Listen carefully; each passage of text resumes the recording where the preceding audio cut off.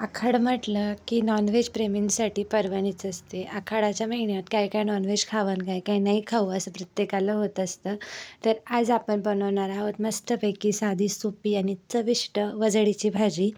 तर तिच्यासाठी आपल्याला ही जी वजडी आहे ना, ही पहिले स्वच्छ धुवून घ्यायची. त्यानंतर तिच्यावरती लिंबू पिळायचं. याने तिला जो उग्र वास असतो ना, तो निघून जातो. मस्त लिंबू पिळून असं छान हाताने चोळून चोळून स्वच्छ तिला धुवून घ्यायचं. ती पूर्ण स्वच्छ निघते लिंबू पिळल्यानंतर. तिचा कुठलाही वास येत नाही, काहीच नाही. मस्त अशी स्वच्छ धुवून घ्यायची, सगळं पाणी निथळून घ्यायचं.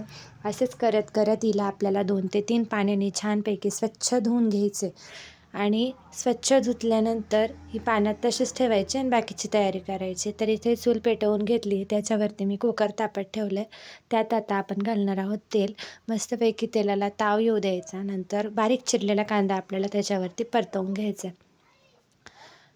2 ते 3 उबळे तेल मी आता इथे घातले कांदा परतण्यासाठी आणि वरनं 2 चांगले मोठ्या साईजचे कांदे छान चिरून घेतले. तर कांदा थोडासा जास्त लागतो, त्याच्याने चव पण चांगली येते आणि वजडी ही जास्त कांद्यात बनवल्यानंतर तिचा जो वास असतो तो आणि चव दोन्हीही चांगलं लागतं. तर कांदा परतून झाला की त्याच्यामध्ये मी घालणार आहे इथं हिंग. हिंग घालून झाला की घालायची हळद. मस्तपैकी हिंग, हळद घालून पुन्हा हा कांदा परतवून घ्यायचा. हिंग या भाजीला थोडासा जास्त वापरायचा, जेणेकरून त्याची जी उग्र चव असते ती म्हणजे चव तर छान असते, पण वास उग्र असतो तो दबतो आणि त्याचा जो वास असतो वेगळा तो येतो, चव येते ती छान येते. त्याच्यामुळे हिंग आणि हळद याला जरा जास्त वापरायची. चांगलं परतलं की जी वजडी आपण पाण्यात ठेवली होती ती मस्त निथळून या कांद्यावरती आता घालायची. सगळी व्यवस्थित निथळून घालून घ्यायची आणि मस्तपैकी हे सगळं हिंग, हळद, कांदा, तेल एकजीव होईल असं परतवून घ्यायचं. तर आपण कितीही निथळून घेतली ना, तर हिच्यामध्ये ना पाणी राहतं. जे आपण धुण्यासाठी वापरतो ना, ते पाणी हिच्यात तसंच थांबतं. तर मग आपल्याला काय करायचं आहे, हिला परतवून घेतलं ना, की ते पाणी सोडत चालते. मग जसं जसं तिचं पाणी सुटतं ना, तसं तसं आपण परतवत राहायचं. पुन्हा तिचं जे तिच्यामध्ये आपल्याकडून राहिलेलं पाणी आहे ना, हे पूर्ण आटून जात नाही तोपर्यंत आपल्याला असंच करायचं, की तिचं पूर्ण पाणी आटू द्यायचं. तोपर्यंत ती ह्या हिंग आणि हळदीत परतवून घ्यायची. हेच खरं हिच्या चवीचं सिक्रेट आहे. ही स्टेप फॉलो करायची. पाणी आटेपर्यंत मस्त असं परतवून घ्यायचं आणि हिच्यात उकडायसाठी पुन्हा पाणी घालायचं आहे आपल्याला. तर हे पाणी थोडं जास्त घालायचं, कारण ही शिजायला वेळ लागतो. तर इथे मी मस्त उकळलेलं पाणी या कुकरमध्ये आता घालून घेणार आहे. वरनं चवीपुरतं मीठ घालायचं. हे मीठ आधी पण घालू शकता, पण मिठाने तिचं पण अंगचं पाणी सुटतं आणि आपण धुण्यासाठी वापरलेलं पाणी पण असतं. तर खूप लेंदी प्रोसेस होऊन जाते ती वजडी परतवण्याची. त्याच्यामुळे नंतर घालायचं. मस्त कुकरला झाकण लावून घ्यायचं आणि याच्या 7 ते 8 शिट्ट्या आपल्याला करून घ्यायच्या. कुकरच्या शिट्ट्या झाल्या. आता हिच्यासाठी लागणारा मसाला बनवायचा. खूप कमी साहित्य लागतं.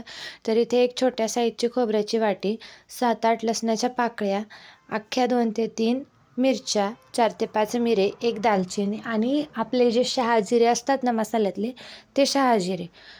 तर खोबरं मी इथे चाळणीवरती असं भाजायला घातलं आहे. 2 ते 3 कांदे असे मी फोडून घेणार आहे आणि ते याच्यात भाजून घेणार आहे. तर खोबरं चांगलं भाजून झालं ते काढून घेऊया. नंतर जे कांदे आपण ठेचून घेतलेले ते कांदे आपण भाजायला घालूयात. याच जाळीवरती मी कांदे पण छानपैकी भाजून घेणार आहे. मस्त काळपट करून घ्यायचे. आहारावरती डायरेक्टही भाजले तर चालतात, पण माझ्याकडे ही जाळी होती आणि राख खूप माखेल त्याच्यामुळे मी ही जाळी ठेवली. तर डायरेक्ट आहारावरती तार लावून पण कांदे आपण भाजू शकतो. मस्तपैकी कांदा आणि खोबरं भाजलं की साहित्याचं वाटण करून घ्यायचं आणि आता फोडणी देऊयात. तर फोडणीसाठी सगळ्यात पहिले 2 ते 3 उबळ्या मी इथे तेल घालून घेतलं आहे. त्याच्यानंतर कांदा, खोबरं आणि इतर जे साहित्य होतं ते मिक्सरला मी फिरवून घेतलं होतं. तर त्याचं वाटण आता आपल्याला या तेलात घालायचं आहे. चांगल्या कडकडीत तापलेल्या तेलात आपल्याला हे वाटण घालायचं. मस्त असं परतून घ्यायचं. छानपैकी ते वाटण परतून आपल्याला त्याच्यातला जो वास येतो ना, तो आला पाहिजे इतपत त्याला परतवायचं आणि ह्या मसाला परतत असताना याचा आपोआप वास यायला सुरुवात होते. छानपैकी मसाल्याने तेल सोडलं की त्याच्यामध्ये आपल्याला बाकीच्या वस्तू घालायला घ्यायच्या आहे. तर साहित्य याला फार कमी लागतं, पण चव मात्र अफलातून येते. थोडासा आपला जो सासवणीचा गरम मसाला असतो ना, तो गरम मसाला 1 चमचा याच्यामध्ये मी घातली मिरची पावडर. पुन्हा हळद घातली आहे.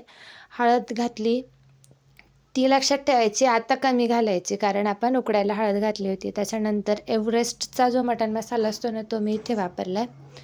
तो घातला. छानपैकी याला परतवून घेतलं आहे आणि सर्वात महत्त्वाची गोष्ट म्हणजे भरपूर सारी कापलेली कोथिंबीर. ते इथे बारीक चिरलेली मूठभर कोथिंबीर चांगली मी याच्यात घातली.